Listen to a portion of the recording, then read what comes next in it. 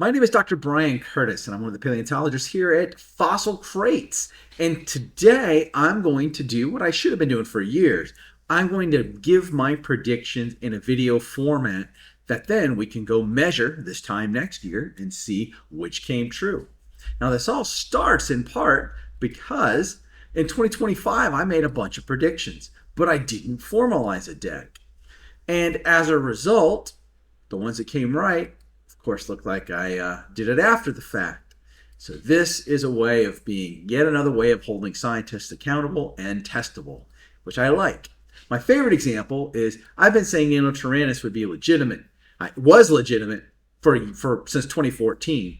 And I said it was going to come alive this year, and it did in spectacular October fashion.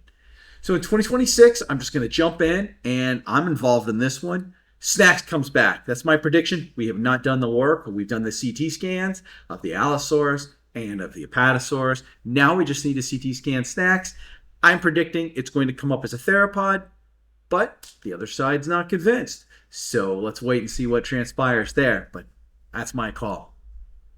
Now, I'm predicting Spinosaurus comes back. It was a fairly quiet year for Spinosaurus proper. Yeah, we had Raptor, and we have the whatever they call the thing they named from a photograph, which blows my mind. I won't get into that on this, though. So the question I have is, what's going to happen? Well, I suspect there will be new papers on Spinosaurus. Yes, it's a swimmer. No, it's not a swimmer. That's like background level of Spinosaur.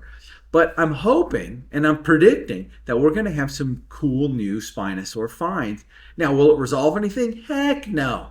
Get your popcorn out, though, because I'm confident Spinosaurus is going to make an appearance. It was an off year for Spino. T-Rex babies are on their way. This is the year that there's a paper that's been floating around. I saw a talk on it in 2023 and on baby Tyrannosaurus Rex. And I think that with all the politics that we're involved with, everything is a baby T-Rex. And now that we know Nano's legit, I'm hoping that this paper comes to light. Fingers crossed. In fact, I'm going to predict it does in some capacity. Now, we're going to hear about a giant T-Rex. I'm predicting that the biggest ever is found. Now, we know that I've measured the current record holder of the one dubbed Goliath, but I'm predicting that we're going to find an even bigger Rex is going to come out of the ground in 2026. I also think that we're going to have some earth-shattering integument information on theropods. I'm very excited at this prediction because I don't know if it's going to happen, but Tess Gallagher's team laid out some beautiful Diplodocus. No, it's Gallimiopus. Laid out beautiful Gallimiopus melanosomes, and I love it. So I'm hoping that this year, in fact, I'm predicting that we're going to get some great integument. And I think 2026 is going to be the year of naming issues. There is a number of taxa that have been named, some would argue rather unfortunately. And I think that the publications of those names will hit in 2026.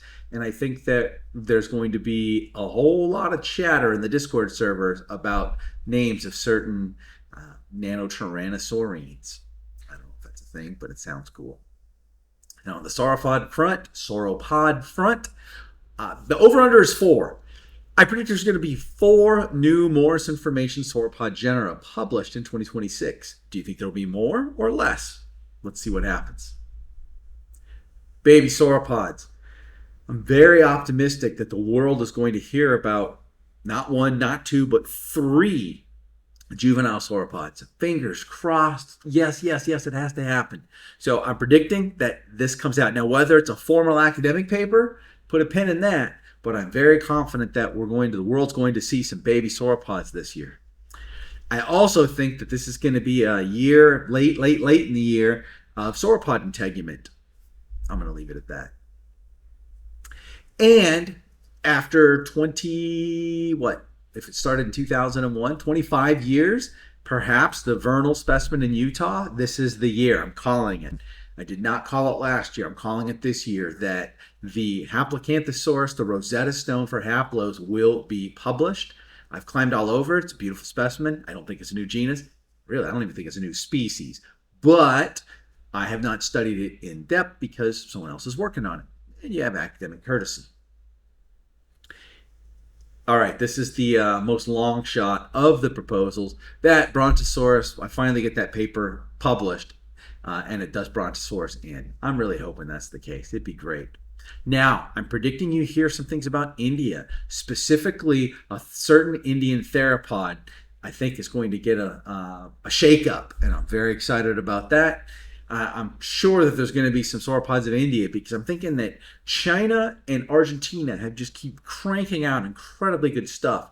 But there's a lot going on in India behind the scenes that I'm confident is going to show up. Now, I'm not only going to make dinosaur predictions, I'm going to make pterosaur predictions. I predict this is the year in 2026 that we get our first new family, heck, first new genus of pterosaur from the Kansas chalks. That's my prediction. I'm very excited. We just saw the pterosaur sell at auction recently, a juvenile adult male pteranodon. It looks spectacular. I hope a museum gets it. And I'm thinking that there's a lot more pterosaurs. In fact, I personally know of one Cretaceous pterosaur that is a new genus, but I don't think we're going to see it in 2026. So we won't make that as a prediction. I'm also predicting that the Vomit Comet, that new pterosaur Bacteruba, may have said the name wrong. I'm predicting that that stands up being a fish. When it came out, it puzzled me. Dave Unwin just had a preprint hit the preprint server that says this looks just like an issue that happened about a decade ago with a different kind of pterosaur, same concept. That's my prediction. I hope I'm wrong because I think it's a great story, but my goodness, it looks suspicious. Now, I'm also predicting that 2026 is the year of the fish. I'm thinking that some of these lesser known fish like Saurodon and Bonarichthus, these beautiful beasts, I think we're going to hear about them a little more. I'm hoping because unfortunately, no one seems to publish on the fish very often.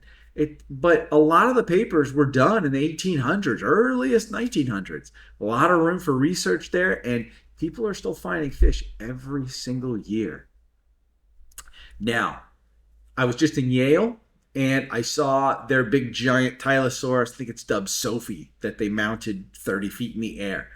I think that 2026, it's been a while since we've had a really spectacular Tylosaurus. I'm predicting that we have a really spectacular marine reptile of the Mosasaur persuasion transpire. I'm hoping it's a Tylosaurus because they're the prototype, archetype, stereotype, every kind of type you want to call of these big long marine lizards. I mean, yes, Mosasaurus is cool, but Tylosaurus is really where it's at, in my opinion. So with that being said, I think that that's a lot of paleontological predictions that we can go look in a year and see how I did. And if I think of any more before the year is done, I'll append it. I'm Dr. Brian Curtis with Fossil Crates saying thank you kindly. Adios.